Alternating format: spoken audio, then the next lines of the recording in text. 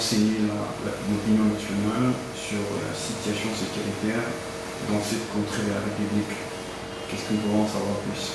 Tout à fait. À ma qualité de député national, élu d'Ndjougou en province de l'Ituri, je viens pour la énième fois fustiger, et cela de manière beaucoup plus insistante, la situation sécuritaire qui reste déplorable à l'Ituri jusqu'à ce jour.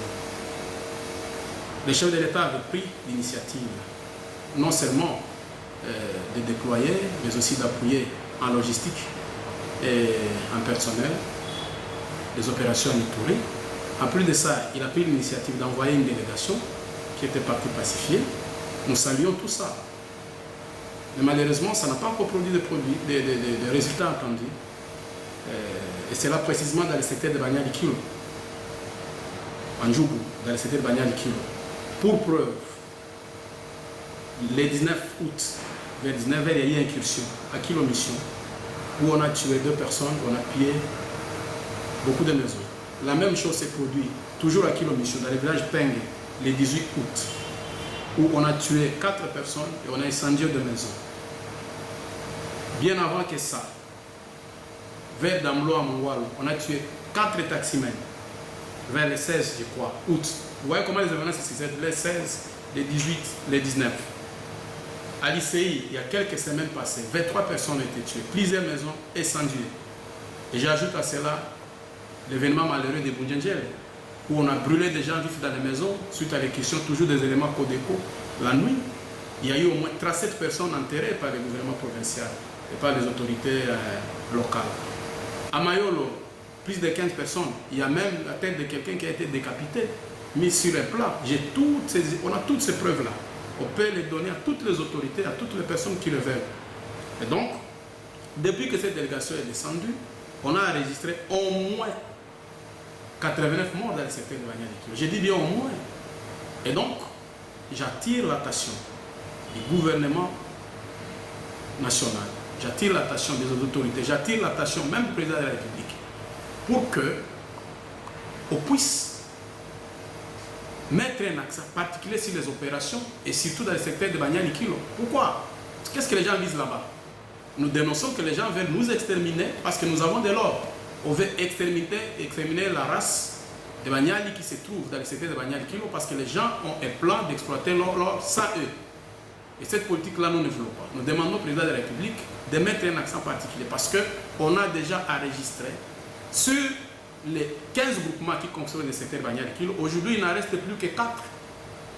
Les 11 sont pratiquement ravagés, et des hommes et des villages. Et ça se passe dans un pays où il y a un gouvernement responsable. Et donc, le gouvernement doit tourner son regard sur Ndjougou et sur le secteur de Banyali Kilo, qui est un secteur très productif et qui habite un peuple accueillant et pacifique en Ituri. On peut se renseigner auprès de tout le monde. En plus de déployer les contingents additionnels, ce que le chef de l'État fait avec une mission de pacifier, qu'est-ce qu'il faudrait encore que le gouvernement fasse pour que l'aspect revienne? Nous l'avons dit à son temps et nous revenons toujours. Une simple déclaration de l'état d'urgence suffisait en Djougou pour maîtriser la situation. Nous l'avons dit il y a plus de 4 mois, dans le cadre d'abord des cookies des députés de l'Ituri, on l'a dit. Et si on avait pris ces dispositions, les choses ne seraient pas là où nous sommes aujourd'hui, où on continue à rester un nombre de morts. Pour coronavirus, coronavirus a tué à peine à l'âme de tous ceux qui ont disparu. Mais la guerre en Ituri a tué plus que Corona. Et pour Corona, toute la nation s'est mobilisée, comme seul homme, pour faire mettre fin à ça. Et la nation doit se mobiliser pour mettre fin aux exactions et aux atrocités en Ituri. Il y a plus de 1000 personnes qui sont déjà mortes en Ituri en espace d'une année, et ça doit cesser. Plus de 2 millions de déplacés internes, plus de 500 000 réfugiés vers l'Ouganda. Jusqu'à quand on va aller avec ça? Jusqu'où?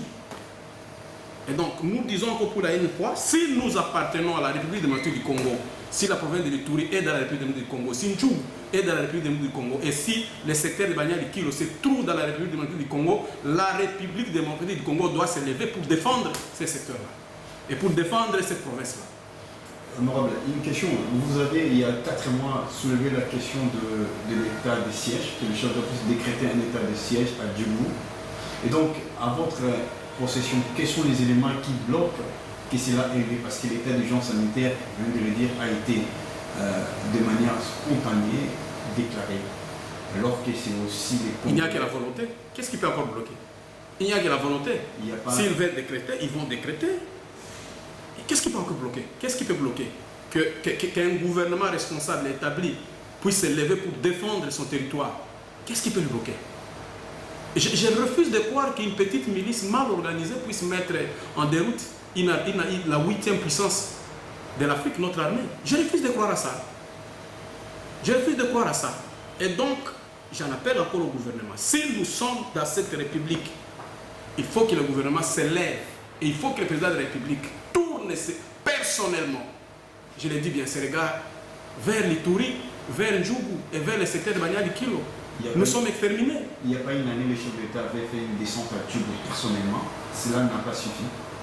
Il a fait, nous saluons. Il est descendu jusqu'à Ndjougou. Nous remercions. Mais les résultats escomptés ne nous permettent pas d'applaudir. Jusque-là, nous sommes dans les deuils.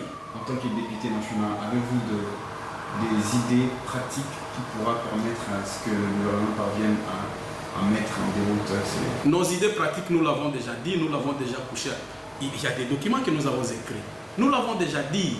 Il n'y a que question que l'attention de la République puisse réellement se tourner, cela d'une manière forte et définitive, sur les touristes, sur Ndjougou, sur le secteur de Banyali Kilo.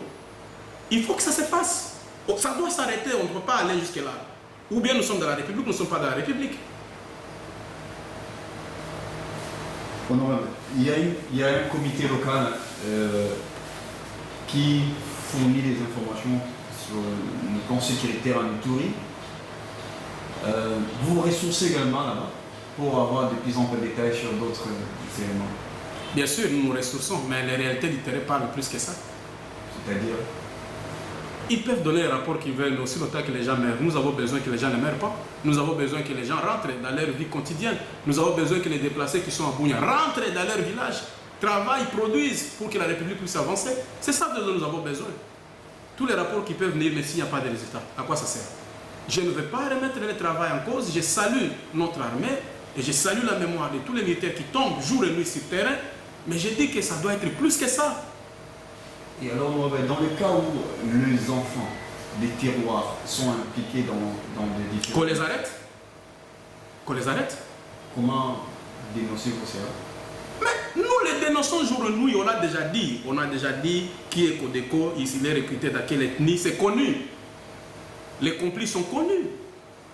Quelques acteurs sont même déjà visibles. Bon, on a donné l'approche du dialogue. Pas mal. Mieux vaut le dialogue au lieu de la guerre. Mais ce dialogue ne peut pas être sectoriel. Que ici au dialogue, ici on continue à tuer les gens. Non. S'il y a dialogue, on doit cesser les hostilités. On aura un message de manière générale. Nous sommes touchés. Nous sommes choqués. Et la République doit se préoccuper de notre situation. Merci.